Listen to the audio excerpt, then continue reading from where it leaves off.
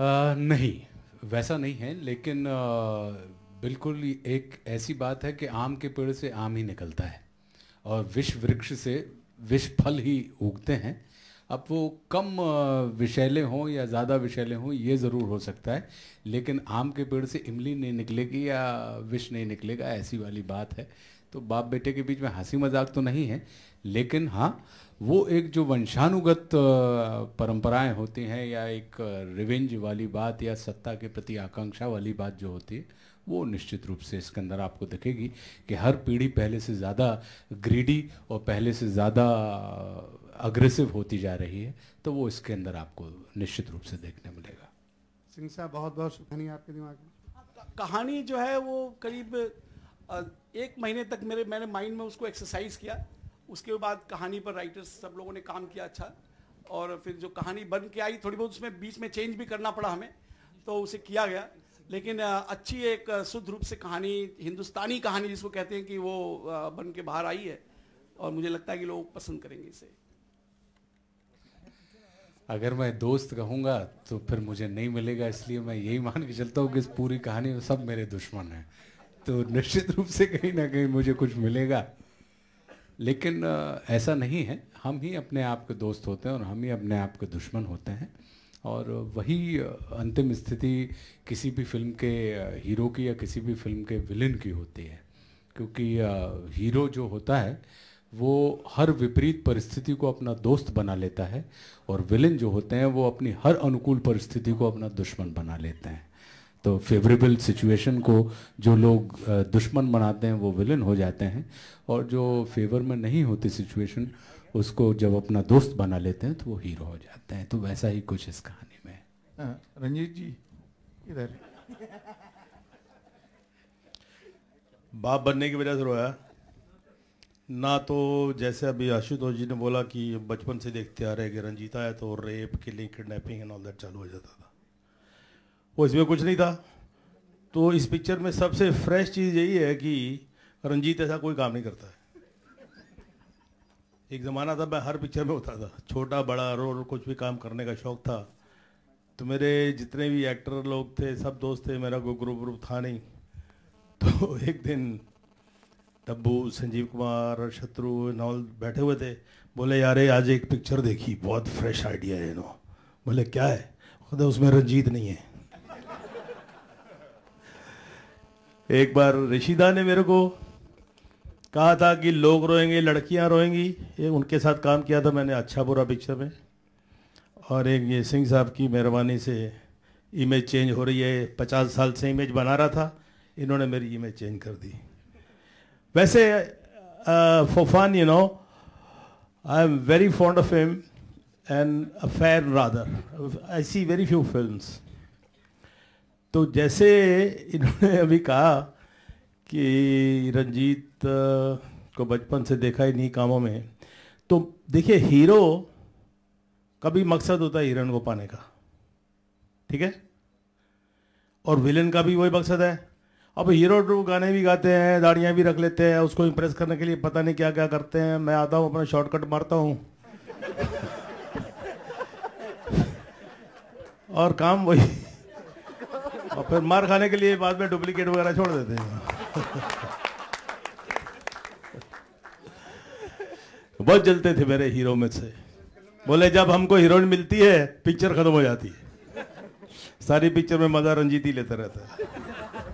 Sir क्या वो अवतार में आप कमबैक करना चाहोगे अभी? क्या जी?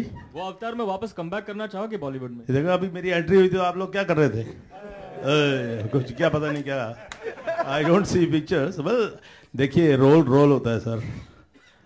मैं स्ट्रिक्टली वेजिटेरियन हूँ, दारू नहीं पीता हूँ, सिगरेट नहीं पीता हूँ, पिक्चरों में सब काम करता हूँ।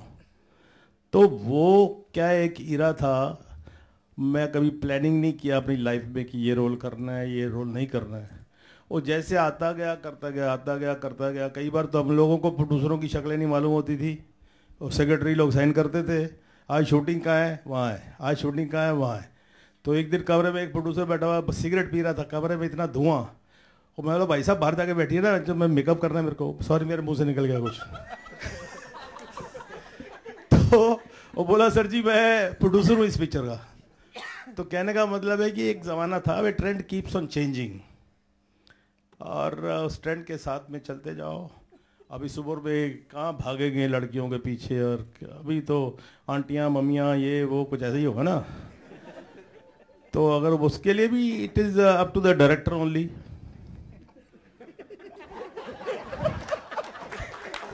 रंजीत सर अभी लाइफ में किस चीज से स्पार्क आता है? क्या लाइफ में क्या स्पार्क स्पार्क? ऐसे हंसी खुशी के मौके होते हैं, spark. Anything new happens, anything happens with around you, so life keeps on going. तो स्पार्क, अगर स्पार्क नहीं होगा तो फिर महसूस ही नहीं होगा कुछ, समझे नहीं? मैंने बताया ना ये सिंह साहब का, सॉरी नरेश जी का, कि पहली पिक्चर थी, ऐसा स्पार्क मिला कि रोल सुनने में नहीं जरूरत ही नहीं है, सारे पैसे पहले ही दे दिए इन्होंने। अब कौन रोल सुने, क्या सुनना है यार। और एक्टिंग तो आती नहीं, कोई स्कूल में गए नहीं, सारी जिंदगी वही किया, ब्लाउज फाड़े, साड़ियाँ खींचिया, कुत्ते कमीने, तेरे घर में माँ बहन नहीं है, वही गालियाँ। और फिर वो काटती थी लड़की हमको अपना हाथ छुड़ाने के लिए, वो काटती थी, छोड़ दे मेरे को। तो हम बड़े कूल काटो जाने मन, जितना काटोगी मेरे करीब आओगी, दूर से तो काट नहीं सकती हो तुम। Anyways, fun, but I enjoyed working, and it's really difficult to do something which you are not into the slot, वही करना है, वही, इसलिए तो छोड़ दिया था, मैं बोर हो गया था।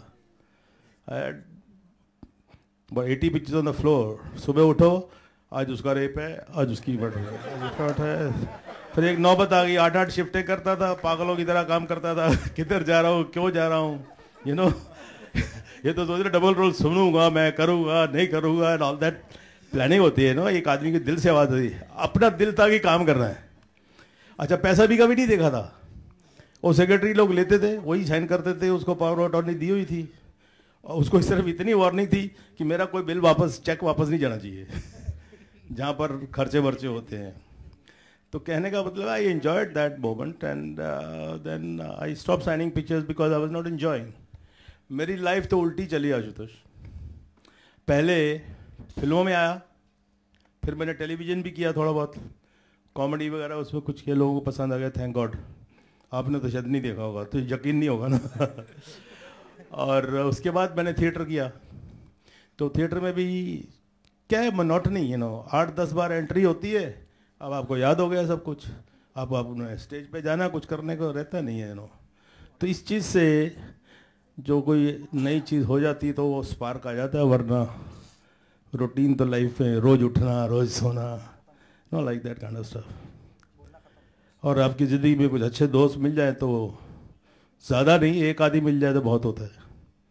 That's all, thank you. Rajnish, solo film after long I think Naresh ji can answer a lot how much is at stake, but yeah, of course the way they made the film, the way सबने मेहनत करके picture में काम किया है, तो it's great। And solo की जगह मैं ये भी कहूँगा कि इसमें आशुतोष जी का जो रोल है वो लगभग हम दोनों के शोल्डर पे है।